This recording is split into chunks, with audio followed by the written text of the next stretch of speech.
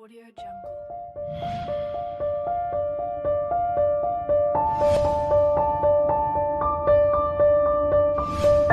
Audio Jungle.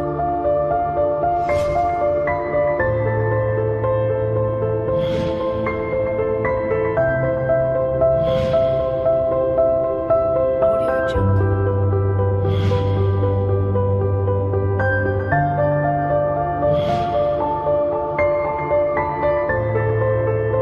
Audio Jungle.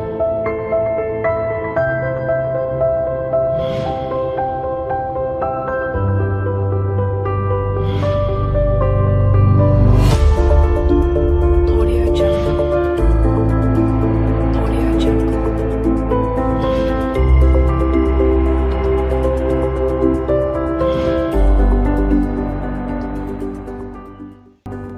Eu saúdo os irmãos com a paz do Senhor. Glória a Deus.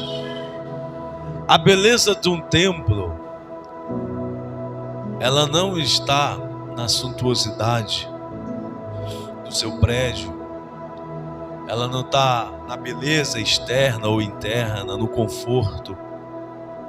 Mas o poder da igreja, ela está na comunhão dos santos. Quando os irmãos estão em comunhão, as portas do inferno não prevalecem contra a igreja do Senhor. Hoje, um culto de ceia, onde cercamos a mesa do Senhor, como obediência às orientações do nosso Senhor Jesus. Que na instituição da Santa Ceia, Ele faz duas promessas, duas coisas Ele nos ordena. Primeiro, que nós deveríamos fazer isso em memória dele. E a segunda é que ele iria voltar. E é isso que nós estamos fazendo, em comunhão. E eu tenho certeza, irmãos, que foi até falado aqui pelo pastor Vance, que talvez não tenha visitantes hoje, mas é porque hoje é algo especial. É para eleita. O banquete é para todos que aqui estão, porque tem algo do céu para mim e para você nessa noite. Irmãos, Evangelho de João, capítulo 6, versículo 67, dois versículos para nossa rápida reflexão, que diz assim: Então disse Jesus aos 12: Quereis vós também retirar-vos? Respondeu-lhe, pois, Simão Pedro: Senhor, para quem iremos nós? Na minha versão diz: somente tu tens as palavras de vida eterna. Amém. Essas palavras que Jesus estava falando para os seus discípulos é num contexto onde Jesus estava trazendo um ensinamento, uma pregação, vamos conjecturar aqui, aonde o tema da mensagem de Jesus é quando ele se auto-intitulava o pão que desceu do céu. Que se alguém quisesse ter vida, teria que comer deste pão. Posteriormente ele disse, teria também que beber do seu sangue. Há quem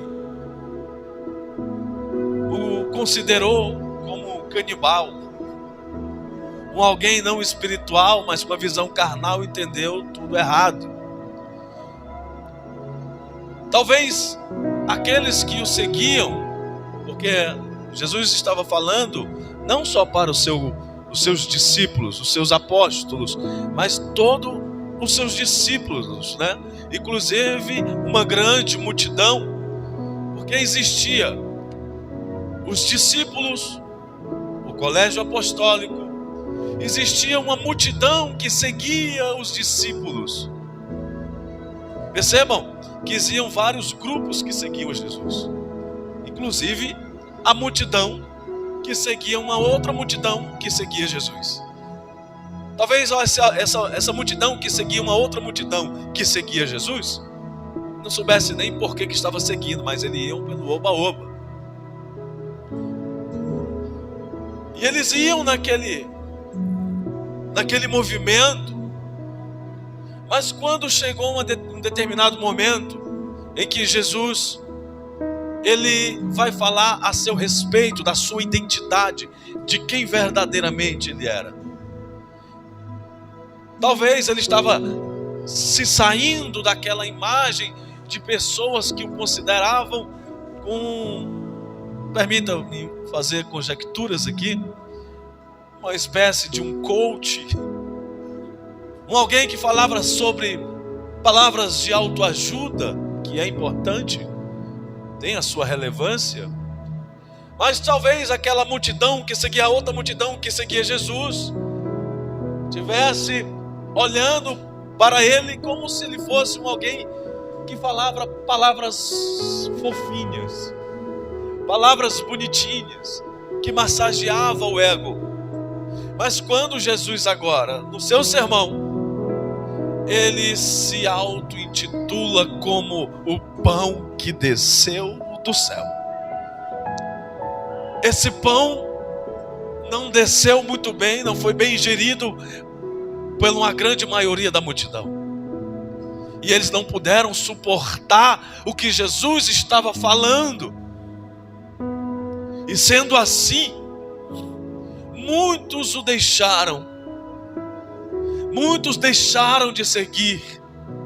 Enquanto estava na parte dos milagres, estava tudo indo muito bem.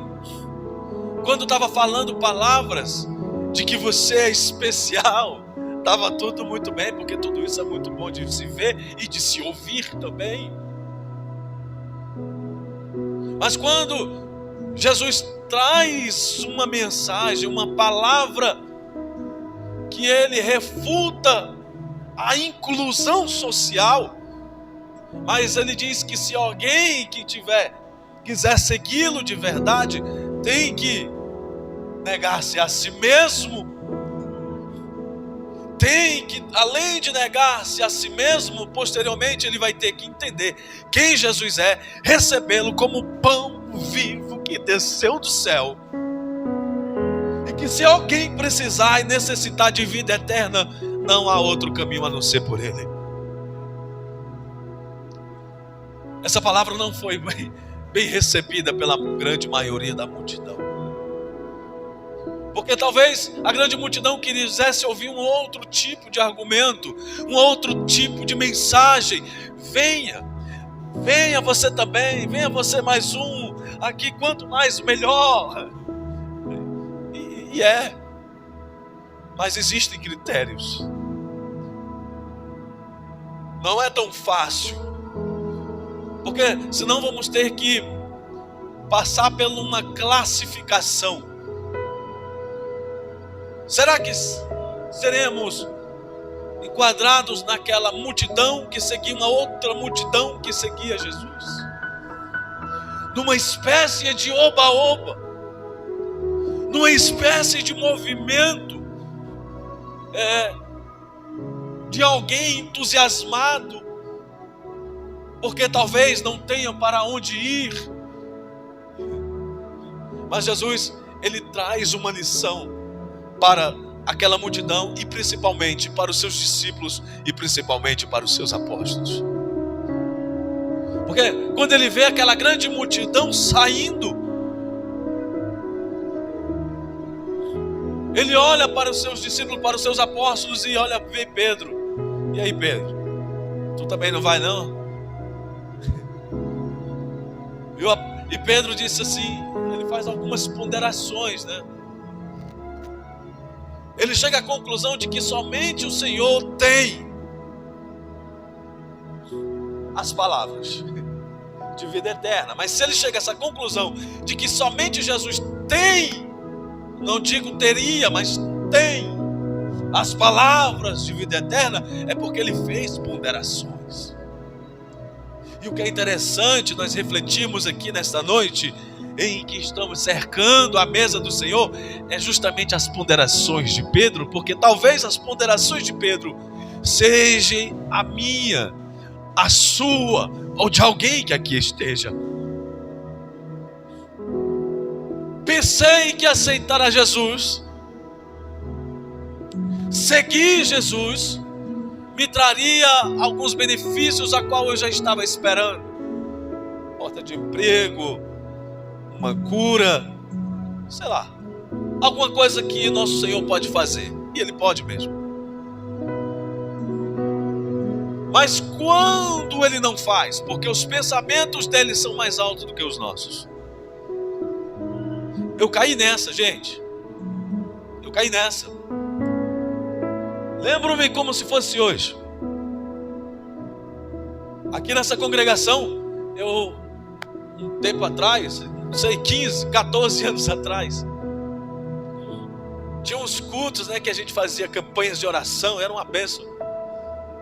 E nesse período, a gente colocava tema de campanhas, Deus que cura. E eu ainda lembro, uma das últimas, o Deus que cura.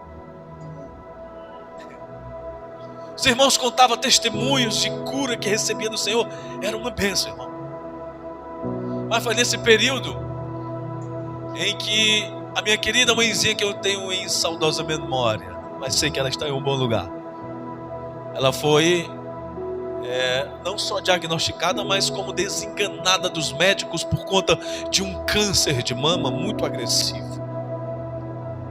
E eu disse, mas está determinado, Jesus cura, vai curar, Jesus cura, porque os irmãos estavam sendo curados, e Jesus vai curar, e Jesus vai curar, e Jesus vai... Aí, o negócio foi se agravando cada vez mais, e nada de Jesus curar, era o contrário. Aí que o negócio apertou. Até que chegou um dia que ela teve que ser internada, mas eu continuava acreditando, não, Jesus vai curar, Jesus vai curar, Jesus vai curar. Aí decidimos fazer uma campanha de oração na minha casa, e nessa época, ela já está rindo ali, porque ela já sabe que eu vou falar. A irmã Karina era minha amiga de mocidade, lá do conjunto da cidade 2000. Ali a irmã Karina, aquela moça bonita assim, para os irmãos que não conhecem, aquela moça ali. E pasmem, gente, vocês acreditam que ela orava para casar comigo? É brincadeira, tá, gente? Era eu que orava.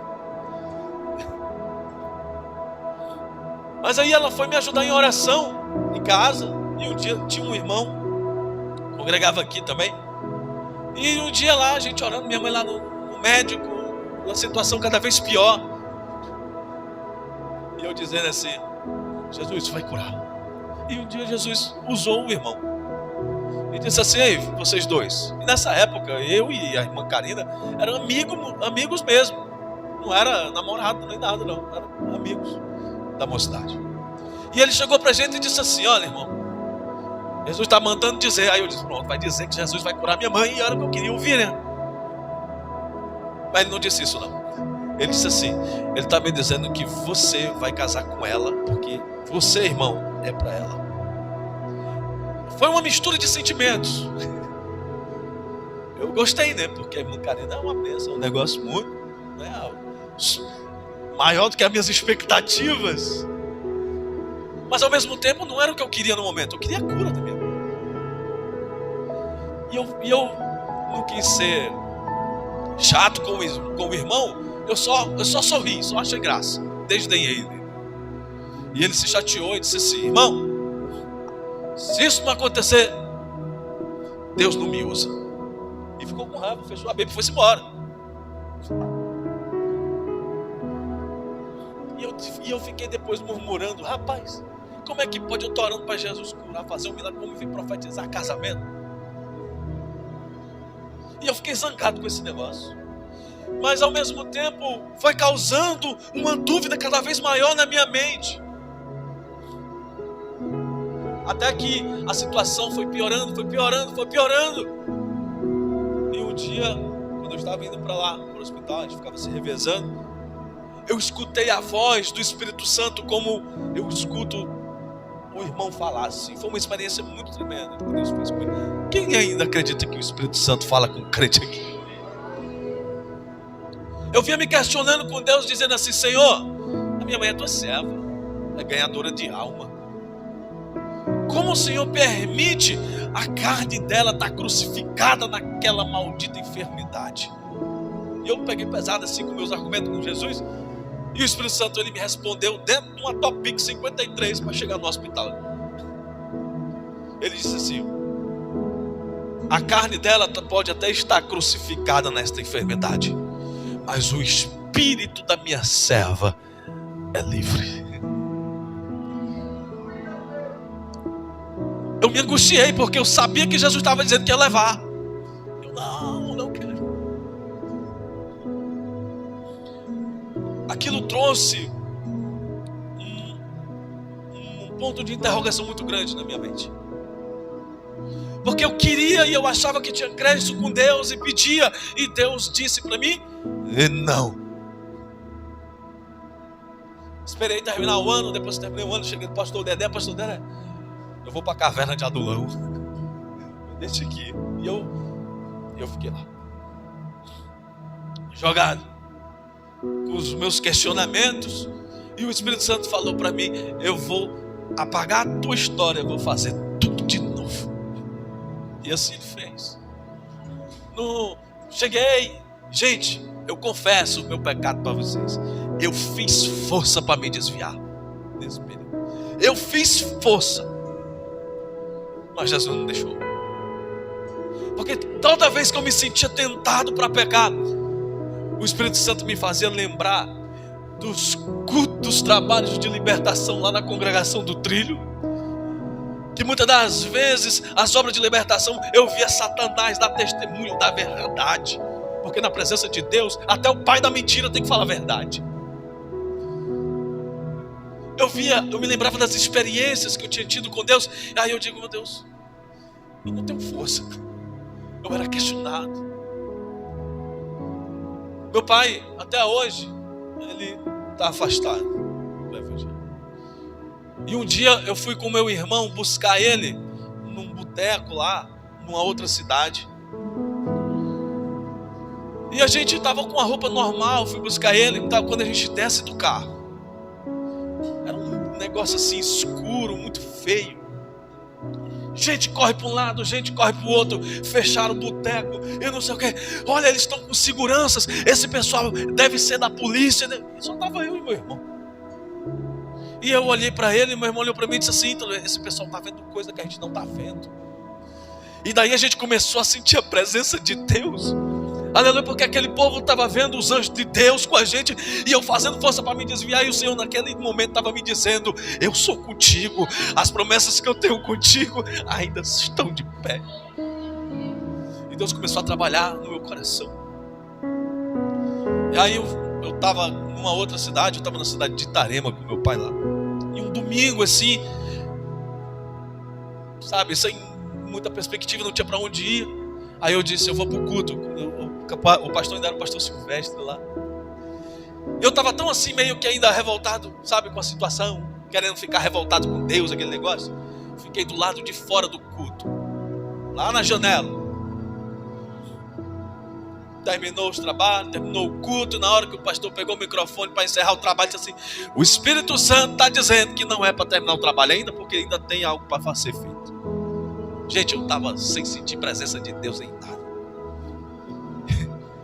E o pastor começou a cantar assim: ao findar o labor desta vida, quando a morte ao teu lado chegar, que destino há de ter a tua? Qual será no futuro teu lar?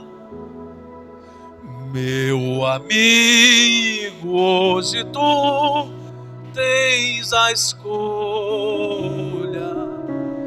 vida ou morte, qual vais aceitar? Amanhã pode ser muito tarde. Hoje Cristo, irmão, Sem eu perceber, quando eu dava fé, eu já estava engateando de 4 pés no altar.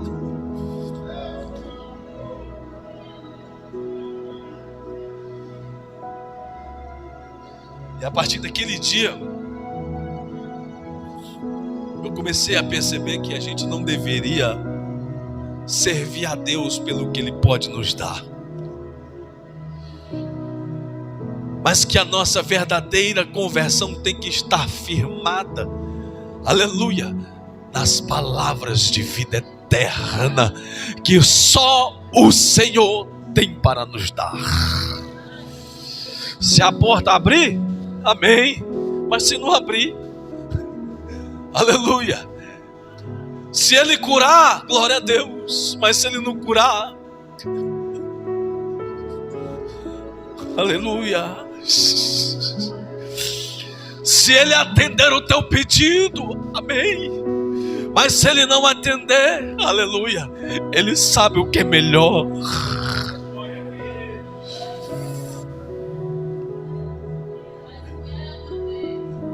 Lucas capítulo de número 18, quando Jesus vai falar aquela parábola que fala da mulher que importunava o juiz iníquo. Depois que ele conta toda a história daquela mulher que importunava aquele juiz para julgar a sua causa, aí Jesus toma a palavra e diz assim: quando vier o Filho do Homem, achará fé na terra? Jesus, ele estava já predizendo que chegaria um momento em que a humanidade iria viver a crise da fé. E muitos de nós, líderes, crentes, cristãos, de uma maneira em geral, somos culpados, porque estamos ensinando errado, evangelizando errado. Às vezes pegamos pessoas fragilizadas lá fora, vem, porque Jesus, Ele vai resolver a tua causa. E quando Jesus não resolve, porque Ele tem outros planos, aí o camarada faz beicinho, faz biquinho e sai todo frustrado, dizendo: eu não quero saber desse negócio de crente não. Aleluia. Mas que na verdade, que Jesus está dizendo é que fé tem mais a ver do que confiar. Escute isso, gente. Fé tem mais a ver com confiar do que o milagre em si. Fé é você chegar para o meu filho Israel, quando tinha 4 anos, tinha uma escada em casa e dizia assim: pula, meu filho. Aí ele vinha e pulava, eu segurava. Aí quando chegava a Isis lá, minha filha maior: pula, Israel. Ele: pulo nada, porque não confia. Aleluia. Mas quem é filho aqui? Quem tem Deus como Pai? Aleluia. Se você tem o Senhor Jesus como Pai, pule, aleluia, e confie que Ele sabe o que é melhor. Então quando Jesus ele fala para Pedro: e aí Pedro, tu não vai não? Pedro faz todas essas ponderações. Ele diz: talvez, o catolicismo diz que talvez eu tenha que ir para o purgatório para purgar todos os meus pecados. Não sei quanto tempo vai durar esses pecados serem purgados para depois eu ir para o céu. Aí não, demora muito tempo, já sofri demais na terra. Talvez ele diz assim: eu vou para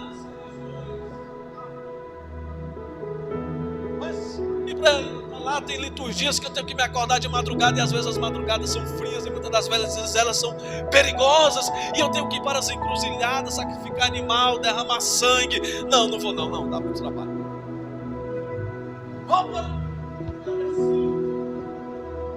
Aí ele diz assim: mas não, lá eu tenho que fazer muita obra de caridade, e muitas das vezes o meu coração diz o contrário de eu fazer caridade, mas eu tenho que fazer porque eu tenho que provar para as pessoas que eu sou pessoa boa, mas na verdade por dentro eu não sou. Até ele tirar esse mal. Não, eu vou para o budismo, eu vou para o islamismo, ele vai fazer todas as ponderações. Ele coloca na balança, mas ele chega à conclusão dizendo que, não, Senhor, eu prefiro ficar com o Senhor. Inventaram agora até mesmo, gente, isso já existe, tá? Igreja de Satanás. E quando a gente fala de igreja de Satanás, a gente imagina uma coisa preta, um negócio feio, sinistro, e nem é. É um camarada bonito, polido, falando. E aí alguém perguntou para o líder dessa igreja e diz assim: o que você ensina? Qual a diferença dos cristãos? A diferença é o seguinte, ele diz, é que aqui a gente diz que existe um Deus que pode te dar o aqui e o agora. O teu problema é para agora e ele pode resolver o teu problema agora. E tem gente fazendo isso. Gente que quer o sucesso agora, querendo fama agora. Foi isso que ele tentou fazer com Jesus, não foi?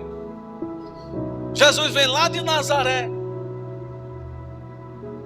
para se fazer conhecido em toda a humanidade. E ele sabia que o trâmite ia demorar demais. Então ele diz assim: Jesus, se tu quiser um atalho, eu posso te ajudar. Eu posso fazer teu nome famoso, como eu fiz dos Beatles, dos Rolling Stones. E Jesus, não, sai fora. E é isso que ele diz, é isso que ele prega. Te dou o aqui e o agora. Porque essas igrejas cristãs têm uma doutrina que diz que primeiro você tem que sofrer. Aí ele faz até um trocadilho engraçado, querendo ser engraçado, dizendo: tem que primeiro comer o pão que o diabo amassou, para talvez depois, quem sabe um dia, você receba galardão. É isso que ele prega. Mas aí eu me lembro do livro do profeta Isaías, no capítulo 64, versículo de número 4, uma das mais belas passagens bíblicas, quando Isaías ele fala, dizendo o seguinte: que desde a antiguidade não se viu, nem com ouvido se ouviu, nem percebeu um Deus além de ti, que trabalha para aquele que nele espera. E quantos aqui esperam nele? Quantos aqui esperam? É melhor esperar, irmão. É melhor esperar. Aleluia.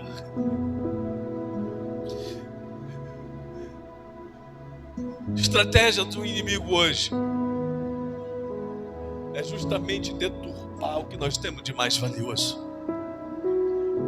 Porque o Evangelho de João, no capítulo 1 e o versículo 1, ele diz que no princípio ele era o verbo, e o verbo estava com Deus, e o verbo era Deus. Ele se coloca como palavra, ele é o Logos. Quando Pedro faz as suas ponderações, ele chega à conclusão de que Jesus é, não somente tens, mas ele é a palavra. Gênesis capítulo 1, versículo de número 3, na criação de tudo o que João tinha falado aí em João 1 e 1, está aí, Gênesis 1 e 3, quando vamos imaginar aqui a Trindade reunida, Deus Pai, Deus Filho e Espírito Santo. Vamos imaginar na nossa mente limitada que Deus tem a boca, e Ele abre a sua boca e Ele diz: haja luz. Quem é Jesus? Jesus é a palavra, é o verbo que sai da boca de Deus e todas as coisas se fez. Aleluia, aleluia. E Pedro chega a esta conclusão, dizendo que pode sofrer o quanto tem que sofrer, mas nem mesmo assim ele vai largar os caminhos daquele que tens, que é a palavra de vida eterna. Queridos, é o que nós temos de mais valioso na vida, é a palavra. Os judeus antigos, eles tinham algo chamado de Midrash e Mishnah, que é a tradição oral. Essa palavra era passado de pai para filho, de geração em geração. O sonho dos profetas era ter uma compilação de livros que tem a palavra de Deus. E eles não tiveram. E nós temos. E muitos de nós estamos negligenciando. Porque vocês acham que nas mídias atuais estão atacando a palavra? É uma estratégia, é um último tiro de Satanás. Quem é do interior sabe. Quem é do interior sabe, até mesmo aqui antigamente tinha isso. Passava o carro do leite, lembra? Vendendo leite. Eu ainda lembro que eu era menino lá na Água Fria, na Bajota também, passava o carro do velho do leite. E era um leite bom. Mas tinha vendedor de leite que eles não agiam de muito boa fé e colocava água no leite. O cearense chama de desdobrava, não é nem desdrobava. Desdobrava o leite para poder render mais e vender mais. É exatamente essa a estratégia de Satanás. Ele quer jogar água, quer diluir a palavra, aleluia, quer desdobrar, aleluia, dizendo, muitos midiáticos dizendo que tem que reformular a Bíblia, porque ela é um livro retrógrado, é um livro ultrapassado. Mas deixa eu dizer uma coisa, aleluia, eu prefiro ficar com as palavras de vida eterna, aleluia. Pode ser dura como for, muitos vão deixar de seguir porque ela é dura.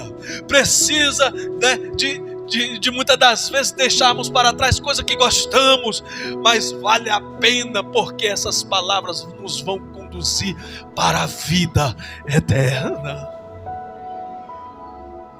Aleluia. Quero encerrar dizendo o seguinte: Pastor Vance, eu estou com pena de você, velho. Você está na liderança e você vai pegar um período não muito fácil, aonde vão tentar calar a boca da igreja, aonde estão querendo adulterar essa palavra e dizendo que você só pode pregar isso, não pode pregar aquilo. Só pode pregar o amor, mas não pode pregar o arrependimento. Não pode pregar sobre pecado. Os líderes de hoje vão passar por isso. Aleluia. Nós temos uma cultura na nossa igreja, Assembleia de Deus, que todas as vezes que vai se construir um templo, tem o culto do lançamento da pedra fundamental, que geralmente abre um buraco, pega um exemplar da Bíblia como forma simbólica, como pedra de fundamentação daquela igreja, coloca lá, e geralmente é onde se fica o altar. E lá tem toda uma liturgia, um culto, que é algo simbólico, realmente. Mas é também um ato profético. Porque eu cantei aqui de forma proposital que vai chegar um dia, aleluia, em que o Senhor Jesus irá romper esses céus. Estará nas nuvens e nós, primeiramente, os que estiverem mortos ressuscitarão primeiro, depois nós que estivermos vivos iremos nos encontrar com Ele nas nuvens. O nome disso é arrebatamento, que quer dizer escape, que quer dizer livramento. Antes que haja a manifestação do homem da iniquidade, do anticristo, Jesus irá nos arrebatar. Tá certo, irmão Ítalo, mas me diga uma coisa, o que tem a ver a Bíblia lá na pedra fundamental? É porque os templos vão estar vazios. E alguém desviado, por isso que foi cantado, onde estará? Né? Os desviados, que vai procurar os irmãos para uma reconciliação. Ele vai sentir falta da pregação, daquele culto de doutrina que muitos não queriam e não gostavam de vir. Se eu pudesse ter mais uma oportunidade, aí ele vai lembrar, porque vai ser proibido essa palavra. E alguém vai querer ter um contato mais uma vez com essa palavra e vai lembrar que está lá no altar daquela igreja, que tem lá um exemplar da Bíblia. Aí eu pergunto para os irmãos, e eu quero aqui já encerrar: quantos aqui querem fazer uso dessa informação que eu estou passando, para na grande tribulação saber onde está a Bíblia? Quem aqui quer? Estou ligado, hein? Eu não quero não, porque eu vou estar em contato com aquele que não somente tens, mas que é a palavra de vida eterna. Jesus naquele dia ele estava tão inspirado que no versículo de número 69 do capítulo 6 de João, ele acocha mais ainda um sermão. Ele ainda diz assim: no meio de vocês 12 apóstolos, vocês foram escolhidos por Deus. Foi Deus que me enviou vocês. Porém, tem um de vocês que é o filho do diabo. Jesus disse logo, ele rasgou o verbo. Você imagina aí, pastor Dedé, pastor Vance, meter um sermão desse aqui. Fala, meu Deus, o que aconteceu com o pastor Vance? Parece que ele está com raiva. É não, irmão. A palavra dura, ela gera vida. A palavra do Senhor lá no livro de Provérbios vai dizer que aquele que confessa e deixa, alcança. O problema é que muitas das vezes nós não queremos confessar, sabe por quê? Porque a gente não quer pensar sobre o pecado que nós cometemos. É ruim. Tem um hino da harpa cristã, o hino de número 15, que diz assim, quando a gente tem um contato com a palavra, quando alguém, um ser humano, tem um contato com a palavra, tem uma estrofe do hino 15 que diz assim: mas um dia eu senti sobre mim a espada. Toda vez que alguém vai pregar, o irmão Valmir está pregando no culto campal, falando de arrependimento, e tem alguém que nem gosta da palavra, mas ouviu. Esse alguém que ouviu, o Senhor não vai ter mais ele como por inocente, porque nesse contato de ouvir, é a espada que vem aqui para jangular dele. E aí, o que tu quer? Aceita ou não? Aí que ele diz, não, está condenado. Como é sério isso?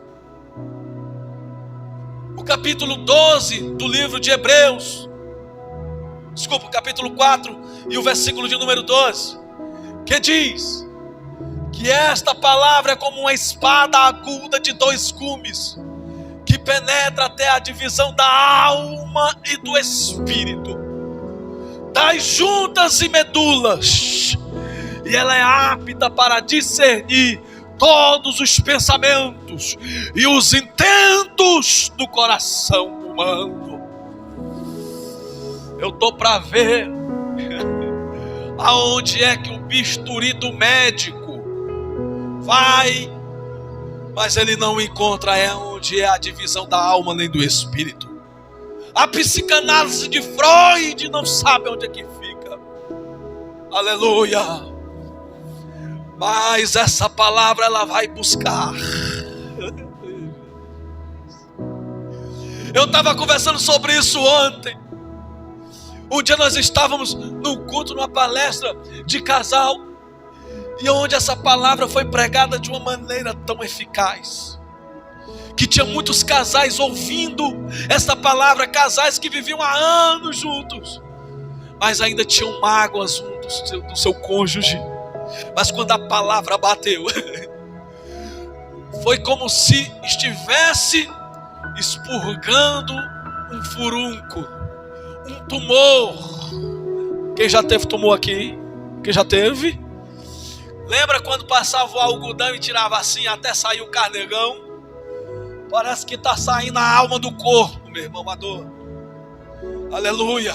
É quando a palavra bate, aí os pecados são expurgados lá de dentro para fora. Aleluia. É por isso que Jesus, ele disse que o que contamina o homem não é com ele comer de mão suja, não. O que contamina o homem, aleluia, é o que sai pela boca, porque vem do coração. E quando a palavra bate, o pecador se arrepende, ele diz: eu sou pecador, aleluia. Aí ele começa a confessar e ele alcança a misericórdia. Aleluia. Meus queridos e amados irmãos, que Cristo Jesus vos abençoe.